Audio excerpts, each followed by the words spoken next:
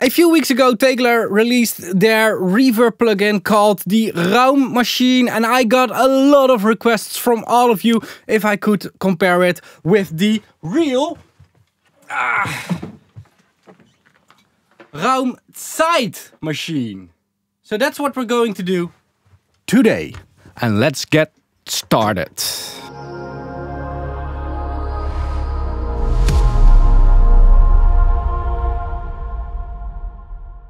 So this is my trusty Raumzeit machine. I think I purchased this thing in 2019, if I'm correct.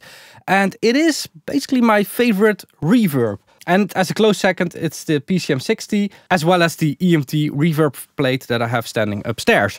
Anyway, what I really like about the Raumzeit machine is the simplicity of control. And we can see this in the plugin as well. So you have a few utilitarian controls: input, output, mix, and pre-delay as well, because that's just a delay. And then in order to control reverb and basically create everything that the unit can do, you have density, size, and decay. And I have always really liked that simplicity. If you dive into a lexicon reverb, you get a lot of parameters, which also means that you can create a lot of different sounds with it. But it's also very confusing in setting them up. With the Raumzeit machine and also probably the Raummaschine, you get three controls that influence each other. So one of the things to take into account is that adjusting the density will probably also adjust how the room size parameter sounds. Does that make sense? Yeah, anyway. Now I've always wondered why Tegeler didn't make a Raummaschine in the plugin, because this unit is very digital. I think the only real analog thing about it is that it has a tube buffered output stage or something. I don't know how important that is. And it really is digital like a plugin, because the Raumzeit machine has a remote control. Look at this. So this is the remote control, and I can just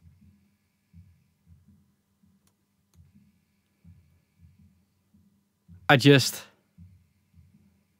every single knob, and there's a little motor that adjusts this on the front plate as well. So that way you can easily recall presets and recall your session. Small detail, by the way, you'll see a blue light on the plugin, but my Raumzeit machine has a yellow light. I modified it because I hate blue lights. I'm wearing glasses. They do in my face. I see all kinds of weird things when I'm looking straight into a blue light. Blue lights should be forbidden on equipment forever. Anyway, I modified it with a yellow light, and actually all of my Tegeler gear, and I don't know if I modified them all, but all of my Tegeler gear now have yellow lights instead of blue lights. Let's first do this on a full track and create some atmosphere around this track. I'm using a known version of Sandstorm by the Root because everybody really liked this track, so I'm using it again. And the actual name of the track is Close to Heaven from the artist Kingsis. A lot of people were asking about this, so there it is. But in my videos, it's just Sandstorm by the Root. So let's create a small sized room here.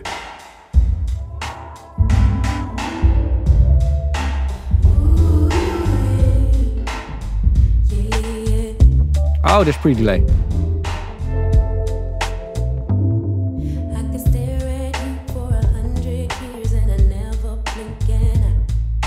So what I find a little bit weird here is that sounds pretty good, by the way. Let's turn this.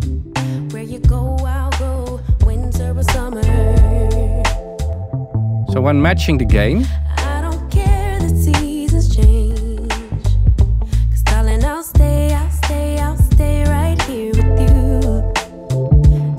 you see, there are numbers here assigned to the potentiometers, and those numbers show a more precise value.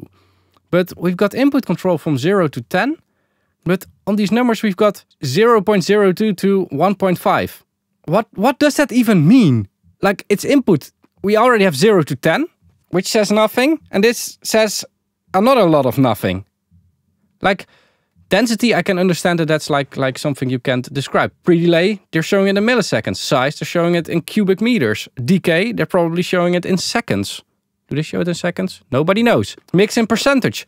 But why not showing input and output as decibels? Like amount of attenuation, amount of boost, whatever. Shouldn't be, I mean, makes some sense, I think. Anyway.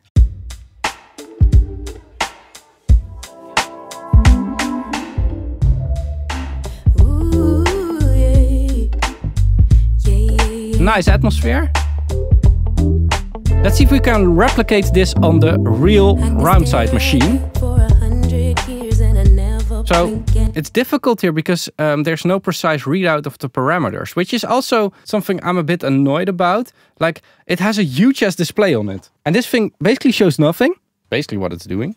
I know that from experience. Like, the internal part of the circle is your input and the outside is the output, but doesn't work for me. If I adjust the parameter, why doesn't it just show on the screen what I'm adjusting and to which exact value? That makes comparisons like these a lot easier. Like, comparisons between analog and digital are already super difficult to get right. It's basically impossible to get right. So now we have a digitally controlled thing and I still can't do a good job of doing the comparison.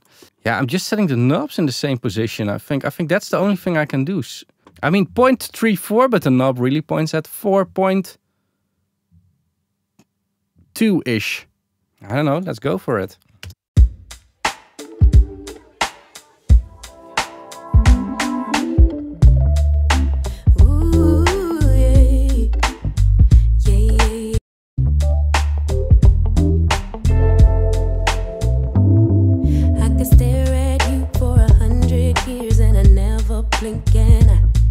You were beautiful, just like a flower. I could walk with you for 1,000,000 miles and feet would not get tired. Where you go, I'll go, winter or summer.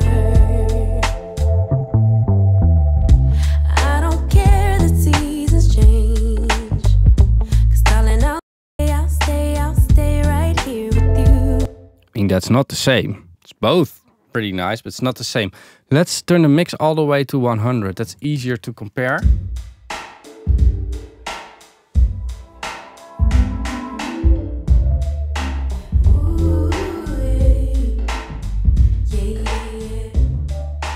Oh.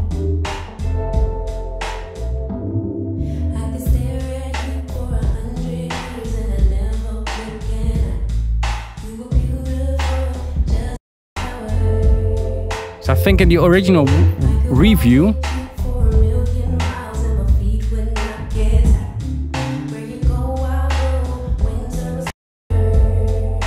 I said a German word called Fingerspitzengefühl, and that really means that it's very sensitive for adjustments, and that's basically what we're running into for this comparison. So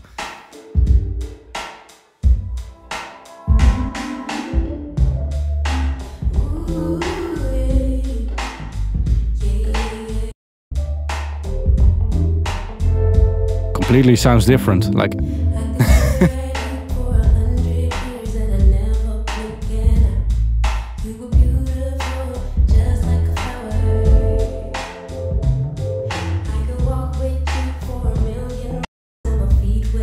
all right.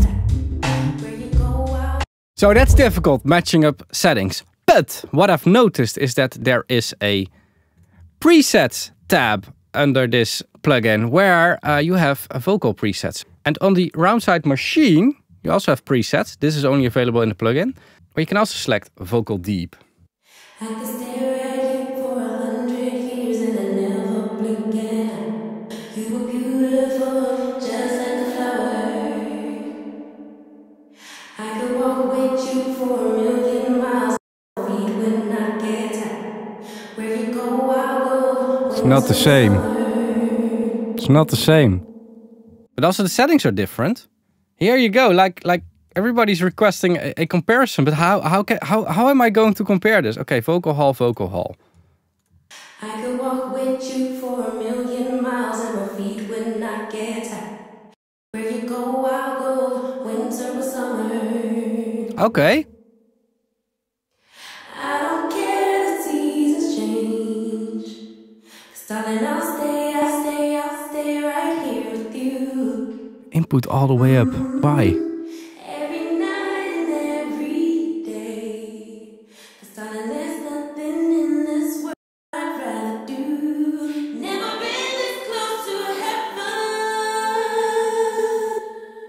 Never felt something just like this ecstasy. Never been this close to heaven. I don't know if this is real. I mean, what do you think? I have to say that like the Raummaschine plugin costs 99 euros and the Raumzeit machine costs 2,700 euros, excluding the costs of cabling it, connecting it. Maybe you have to buy an interface for it, whatever. So that's a huge difference. And I guess the big question is like would I now use the plugin instead of the hardware unit? And maybe I would. Maybe I would. Let me think about it. Because the cool thing about the hardware unit for me, well, first of all, was the sound. But now, I mean, we have a plugin that comes close to it, definitely with the same interface. Because I'm so used to setting a reverb with these 3 knobs that sometimes when I open a different reverb, I just get tired pretty quickly. And I'm like, let's just grab the Raumzeit machine. Because I will do it quicker that way, even if I have to route the signal outwards. But the benefit of having this one is that because it's a hardware unit and because I mix on hardware, it's really easy to use this thing. I can connect it directly to an aux on my console or directly route it through the hardware unit. So there's a lot of ease of use for me in using the hardware unit over the software unit. However, in some situations, a software unit is actually nice to have. One of the benefits that you don't have using a hardware unit that you have using a software unit is that you can use it multiple times. With a hardware unit, you can only use it once, or you have to print the result and then, you know, create another run for a new sound through it. And if you then want to go back and change things and stuff, that's, you know, very tedious. So I might see myself using this plugin in the future in my workflow. You'll only know that whenever I do a new all of my plugins update video. I'm not sure about it yet. I do actually really like to use the Pro R from FabFilter for digital reverbs. I actually really prefer that thing.